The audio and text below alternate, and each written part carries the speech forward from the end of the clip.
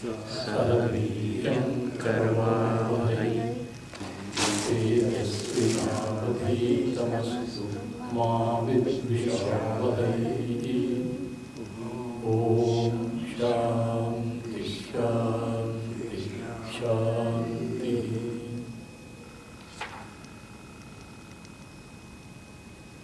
May the Lord indeed protect all of us here.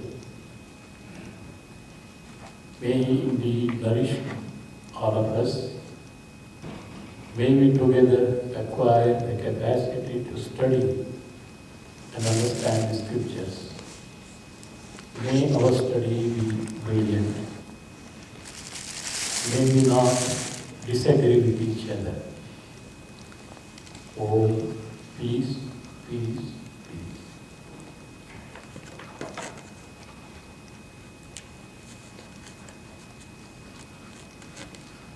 Om Purnamada Purnamidam Purnat Purnamudachyate Purnasya Purnamadaya Purnamevavasishyate. Om Shanti Shanti Shanti. That Brahman is fullness. This apparent creation is fullness. From the fullness, this fullness, apparent creation comes about. Bringing out this fullness, apparent creation, from fullness, fullness alone remains. Om, peace, peace, peace. Guru Vandana. Shruti Purananam Alayam Karunalayam Namami Bhagavatpadam Shankaram Loka Shankaram. I salute Adi Shankaracharya, the abode of the Shruti, Vedas, Smriti, Gita and so on, and Puranas, the repository of compassion, who gives happiness to the world and who is revered. Shankaram Shankaracharyam Keshavam Vadarayanam Sutrabhashyakrutau Vande Bhagavantau Punah Punah.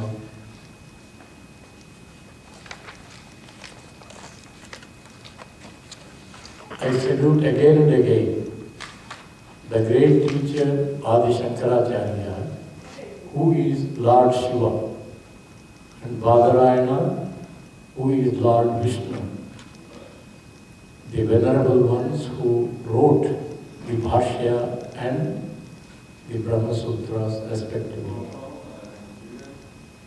Ishvaro Gururatmeti Murtibheda Vibhagine Vyomavadvyaptadehaya Dakshinamurtaye Namaha.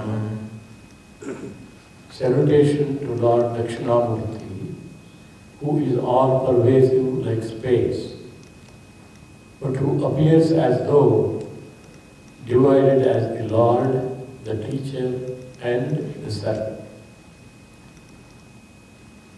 Gukarastvantakaro vai Rukarastvannivartakaha Andhakara nirodhitvat Gururityabhidhiyate. The syllable Gu stands for darkness, the ignorance, and Ru represents its removal. A Guru is so called because he removes the darkness of ignorance. Sada Shiva Samarambham Shankaracharya Madhyamam Asmadacharya Paryantam Vande Guru Parampara. I salute the lineage of teachers, beginning with the ever auspicious Lord Shiva, linked by Adi Shankaracharya in the middle, and extending up to my own teacher.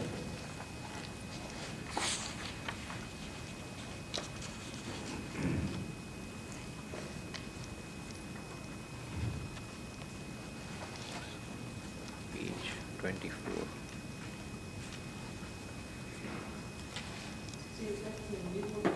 ātmaṣatkam.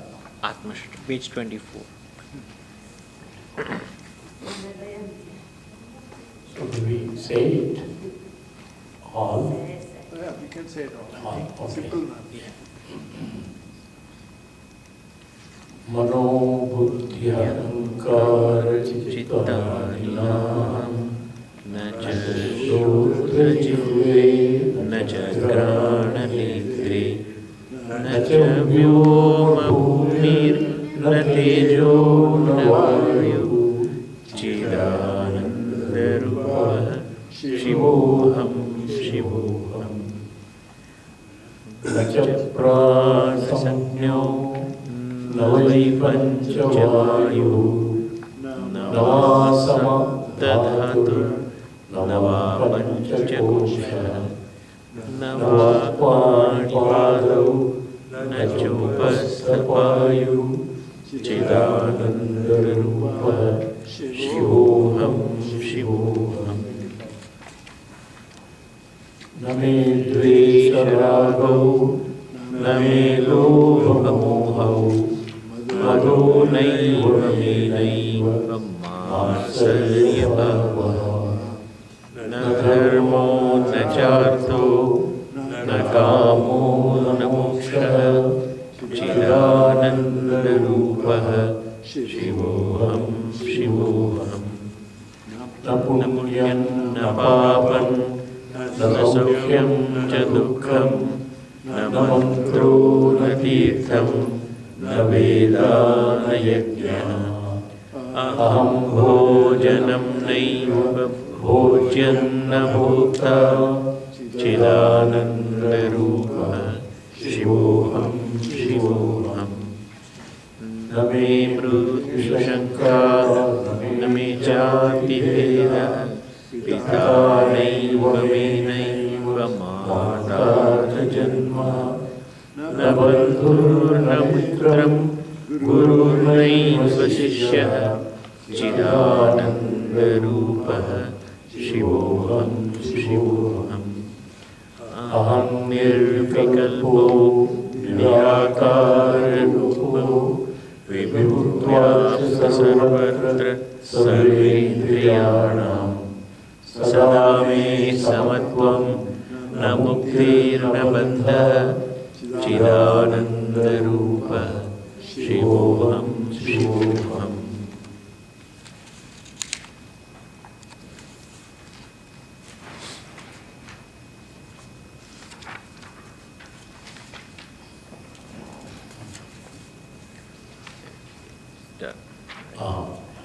अहं निर्विकल्पो निराकाररूपो विभूत्वाच्च सर्वत्र सर्वेन्द्रियाणां सदा मे समत्वं न मुक्तिर्न बन्धः चिदानन्दरूपः शिवोऽहं शिवोऽहम् चिदानन्दरूपः शिवोऽहं शिवोऽहम् चिदानन्दरूपः शिवोऽहं शिवोऽहम्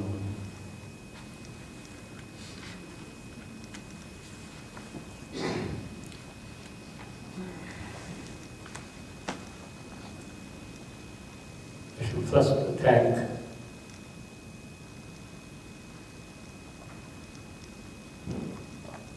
Karthik Patel, I should say, because he came all the way to Lansing where I live and was kind enough to invite me to be a part of this gathering at this temple, beautiful temple.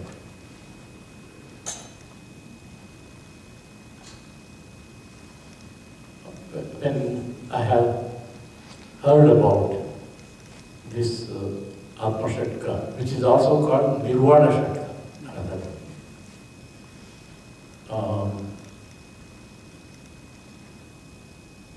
Janota, the senior Janota, he used to sing it in many of his bhajans. So the tune and everything I always remember. And then this one is Sri Shankaracharya's, I call it swan song. There is a belief or there is some understanding that the swan swings the final song. That's what I heard. It's a kind of a legend. So this is Hamsa Gita or Paramahamsa Gita, this one. And all great saints and also great reformers, thinkers, I should say, specifically Swami Vivekananda, when he gave a lot of his talks on Vedanta here in the United States, he had composed what he calls songs of a sannyasi. Many of us perhaps know. So, people who have reflected on the nature of reality have found the meaning. They sing this song. And then having sung that song, they don't retire. They would like to become part of the fabric of total life. So that is one of the greatest meaning I have learned about this. So the focus is on, first of all, our own self, who we are and so on. The preparation to understand that is elaborate.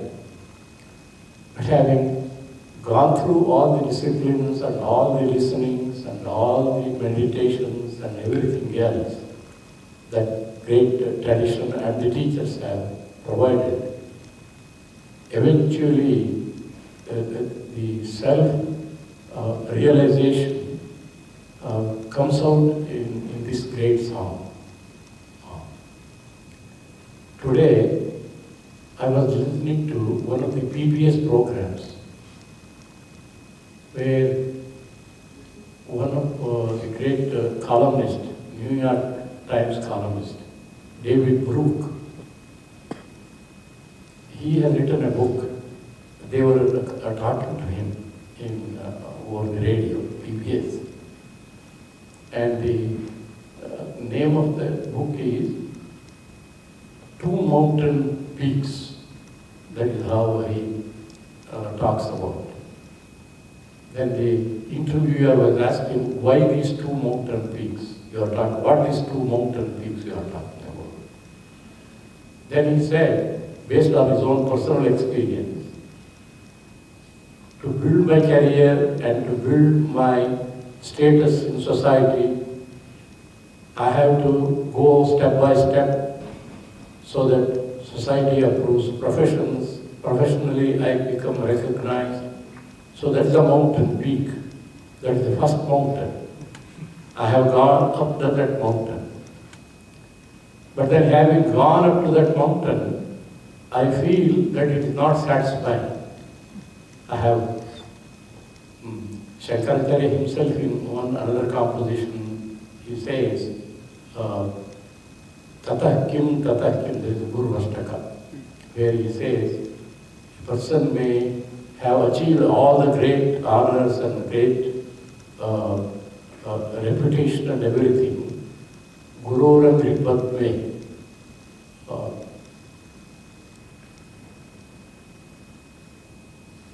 Nalagnam.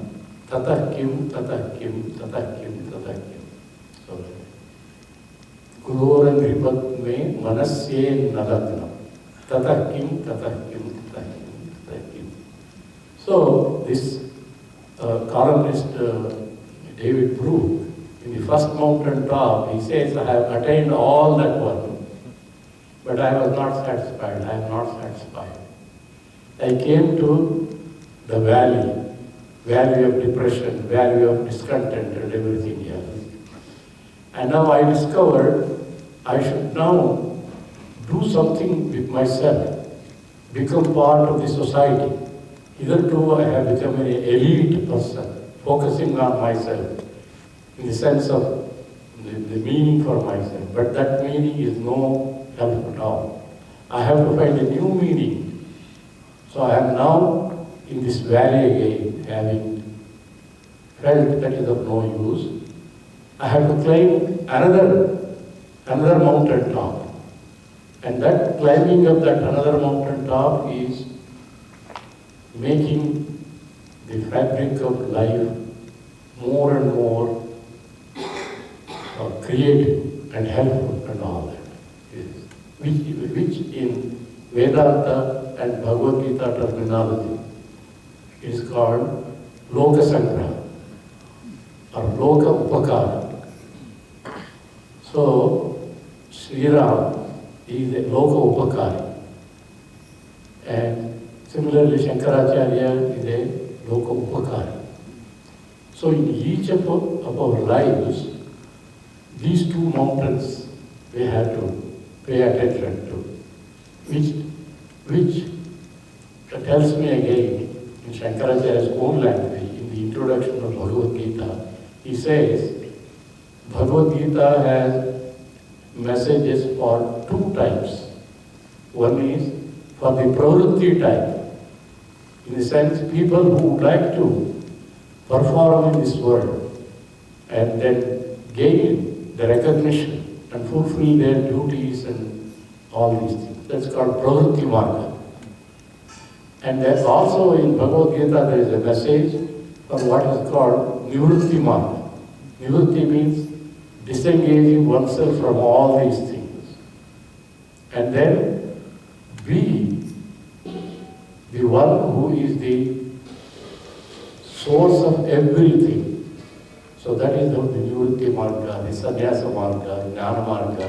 These are the two he says in his introduction. That is why in Bhagavad Gita when we read the passages, taking Arjuna as one of the listeners there, we see these two messages going to him. And then finally he will separate these two and then focus on Arjuna himself. This is what we have to do. The other thing like giving up and going away for a life of what we call bhiksha and everything else, that is not for you. So that is how he says. So in this sense, ātmaṣatkam is that Paramahamsa Gita. So for most of us who are involved in our life in one way or another, this is the last one that we have to hear and prepare ourselves, go step by step and making this our own song. And then ātmaṣatkam or ātmaṣatkam is a way of looking at the reality, how this reality has come up, and how I have become a part of this reality, and then how I should continue in this linkage, or I should become something else. So this is the question that comes here. So in Taittiriya Upanishad there is one passage, how this all life came about. Where it says, ātmanaha ākāshaha sambhūtaha. This is changed there for the manifestation. Ātmanaha, from the Atman came the ākāsha, that is the space. Ākāshat vāyuhu, vāyoho agnihi, agnehe āpaha, adbhyaha prithvi, prithivya oshadheyaha, oshadibhyo annam, Anna Purusha.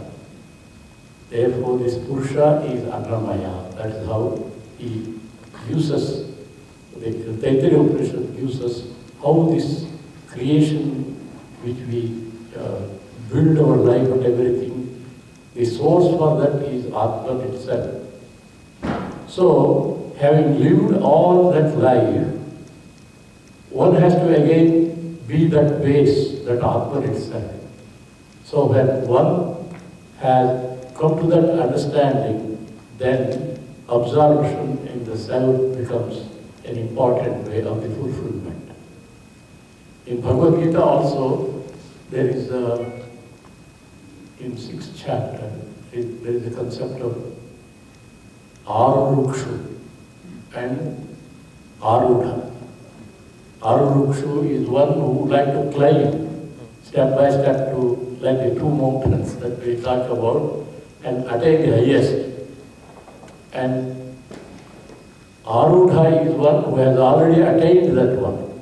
So this ātmaṣatkam is Arudha saying, having attained that one and being that, talking about how that is, what that is, and how one has to look at other things that have conditioned him or that have brought him to that one are no more of any value. They have served the purpose, and now I am free from all those what I call dependencies, relationships, interdependencies. This is what life is. But then the convention of life, conventionally life is like that. It is interdependent, it is dependent. But then one has to see whether I can live without any of these things. So that is how in ātmaṣatkam he begins to say, recognizing how his life has evolved and now no more I am dependent on those scaffolds. Like when we build buildings, we have to have support system. But having built the building, those things have to go away, these scaffolds. So he's one by one trying to take those kinds of dependencies away because I no more need any of those things. For example, the greatest thing he says, we will go to that. Prana. Prana is our life. No longer that prana is necessary for me. That means the conventional way of saying that I am living is based on prana. That is how all various ways in which the medical system and everything tries to work on that. So when there is no more prana, then they say our work is done, we don't know what you are now. So they withdraw. But then here he says, even before you withdraw, I withdraw. I no more have life dependent on any of these things. No air, no food, no sense of affiliation or identity like father, mother. That's the basic structure for our life, parenting. Now he begins to imagine many of these things. Takes one by one again. He would like to de-link himself from all those dependencies. So that is how, briefly I was just telling how this ātmaṣatkam is the song of that Paramahamsa. So we will go to the first one and then go in detail.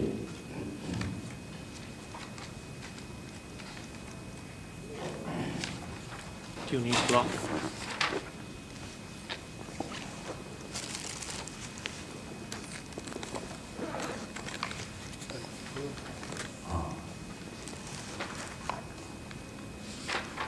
Swami,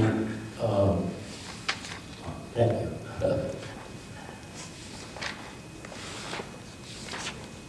Swami Viditatmananda has given an elaborate description of, this upgrade like this one. And Karthik Patel was kind enough to give me a copy of that. So I was reading it. most of you who have already read that, then there is no need for me to go each one of them. But then we will do it again and again, more and more. What he says. Again and again we have to pay attention to the message. Therefore, there is no redundancy if we begin to go over that one.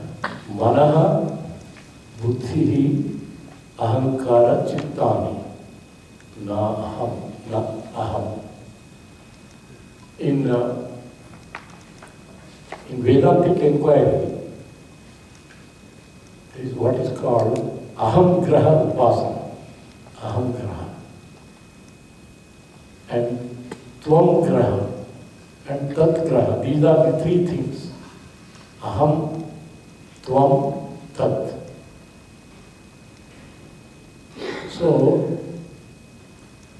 here the focus is on aham. In the sense, aham graha upasana it is called.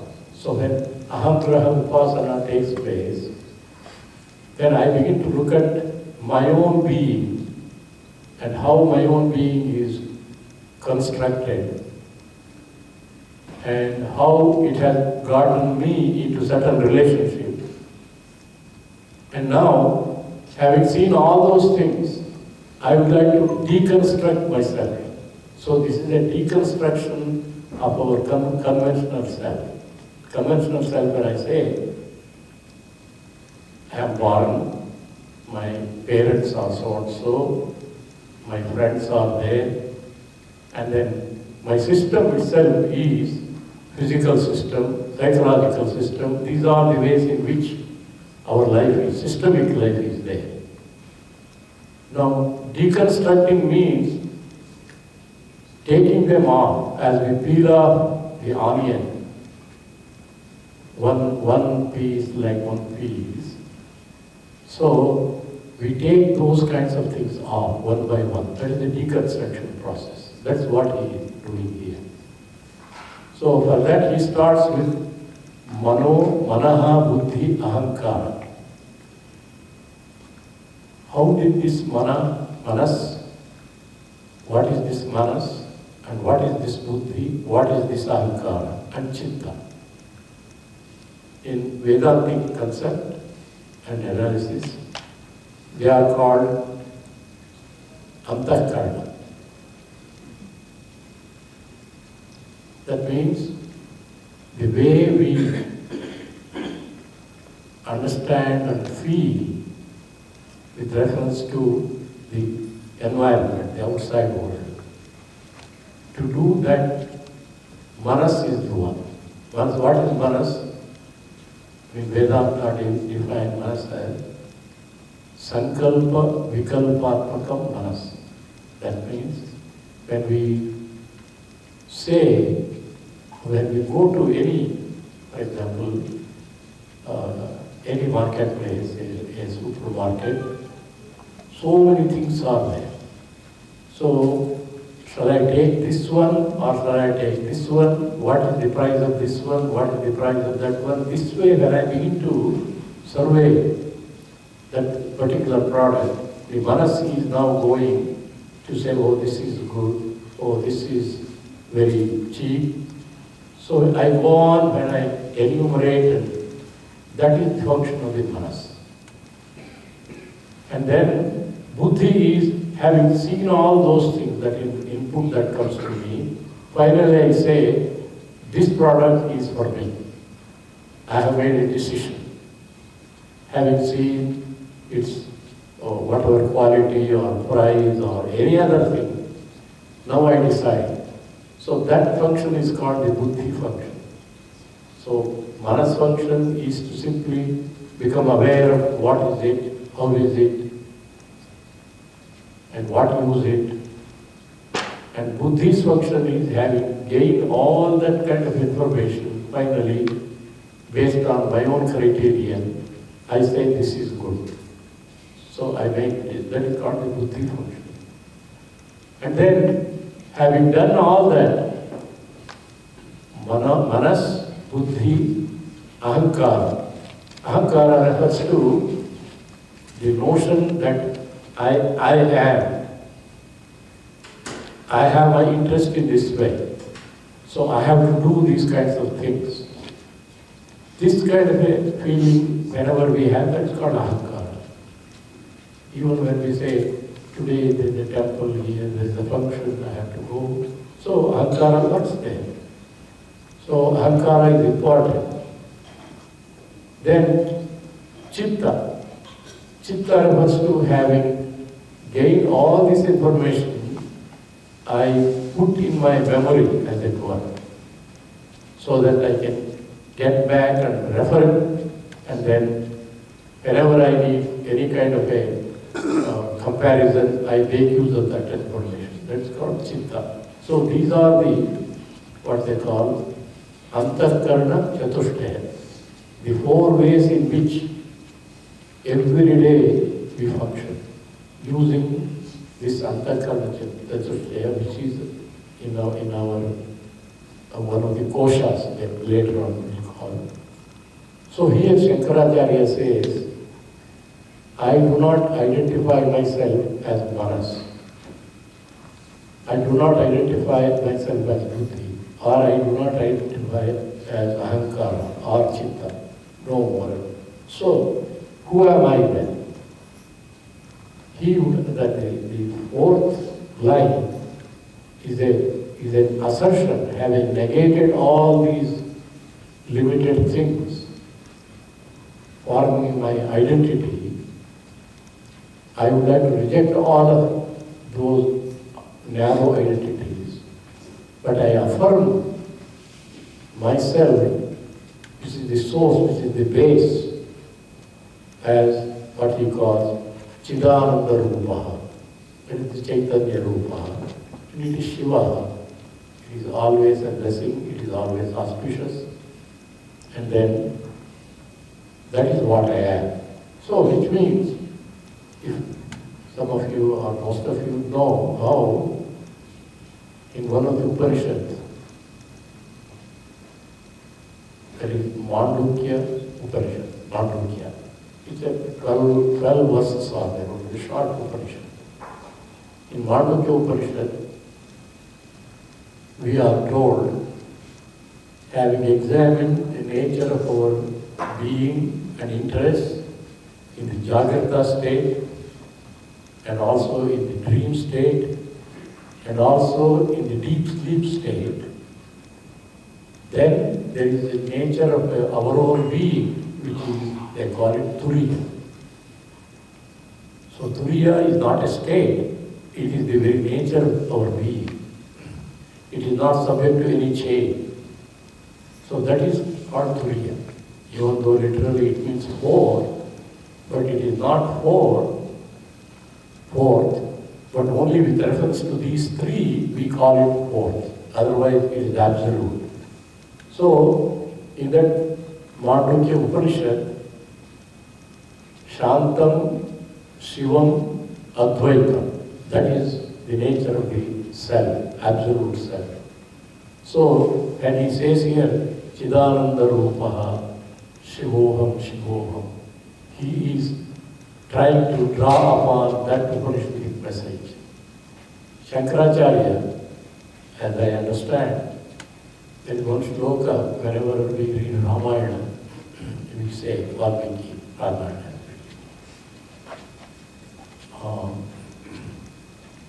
Kujantam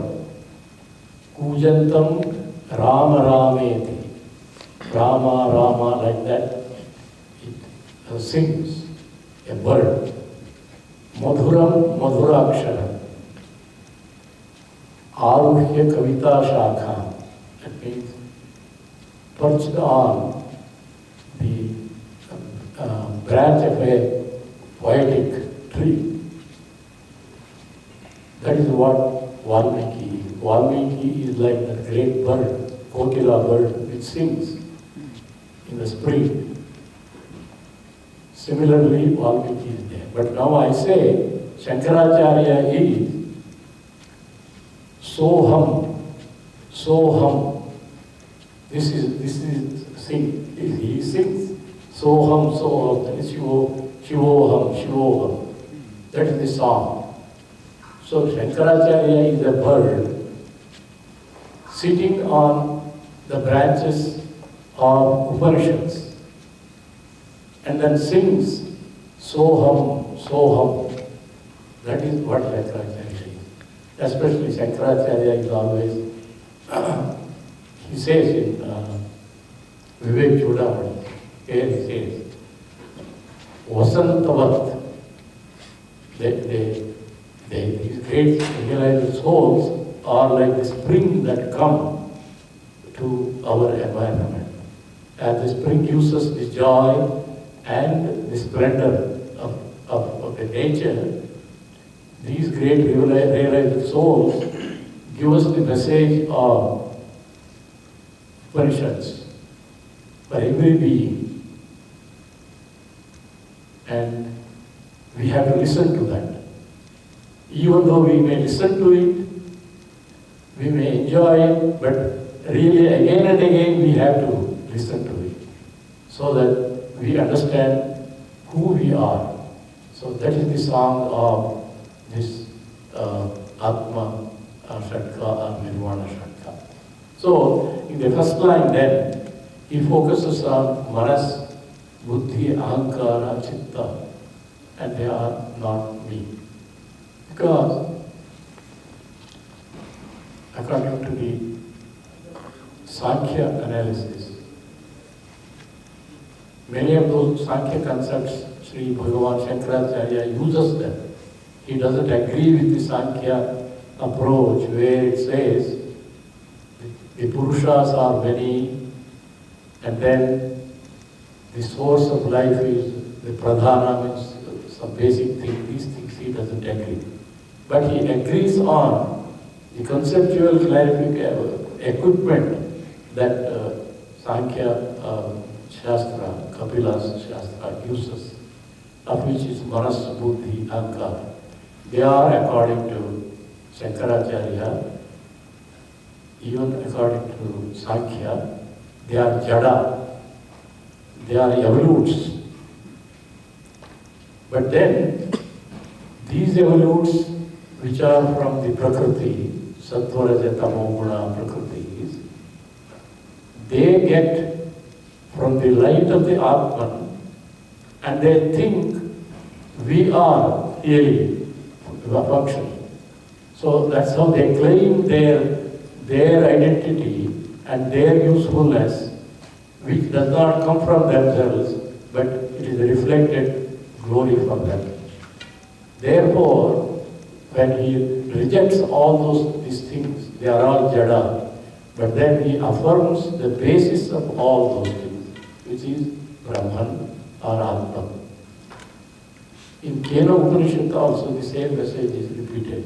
That means the story is when Indra saw something and then he wanted to find out what that yaksha is. We don't know who he is. And he sends each one of those Vayu and Agni to find out and all that. And when they go and then try to find out, they say, we cannot find out what it is all about, that yaksha. And then he himself goes, and then Uma, Haimavati, Uma, she instructs Indra that this one, this yaksha whom you would like to find out who he is Brahman. And then Brahman is the source for the functioning of all these organs and every type of jnanendriya and karmendriya. That's why it is called Shrotrasya Shrotram, Manaso Mano, Yat Vachoha Vacham, So Pranasya Prana. So that is the basis. Similarly, in one of the sutras of Veda Vyasa, that is Brahma Sutra or Vedanta Sutra, opening sutras are Athato Brahma Jignasa. We would like to know what this Brahman is. Then the second sutra says, Janmadi Asya Yataha. That means whatever we find in our world, which has come and functioning, whether we talk or whether we listen to sound or whether we see a particular forum and these various kinds of things, the source from which that has come, that tree has come, is Brahma. That is how Janma, and then Srishti, Sthiti, Laya. That's the Janma. Asya refers to the manifested world as we see. Conventionally, what we experience, that world is called Asya. Asya Janma, the emergence and life of all what we experience empirically. The source for that is Brahman. Similarly, in our prayer earlier, Purnamadaha Purnamidam also tells us apparent, it is appearing, but the source is that absolute nature of Brahman. So, in the first line then, Shankaracharya rejects those prana, those four mano, manasu, buddhi, ahankara. I am not that. Then he goes to the nacha shrotra jikhve, nacha dhrana netre, another type. These are the jnanendriyas. By touching something, we know it is. By tasting something, we know it is. By smelling something, there is something. These are the way by which empirically we experience. But those agencies or those equipments or tools, I am not that one. But I am the source of that one. I am not these fractionated functional things. But I am the source of that one. That is Shivoham, Chidananda Rupa. And then he goes to another system, that is Vyoma Bhumi Na Tejo Na Vayu. That is Mahabhutas are there. In Mahabhutas here, only he has taken before here. Vyoma means Akasha, that is space. Bhumi, earth. Tejo refers to the fire. Vayu is the air. Another one is Jala, Rasa. That he has not included. Swami Vidithatmananda, in his commentary, he says, that one is omitted here because he says the chandas doesn't permit that's what he says. But why I began to think about it. That may be right also. But rasa in Taittiriya Upanishad, there is one statement. Who is Brahman? Who is that Atma? Raso vai saha. That statement is there. That means that the great spirit, the great nature of reality is rasa. Rasatmakam. Therefore, he doesn't want to include that here. He can't reject because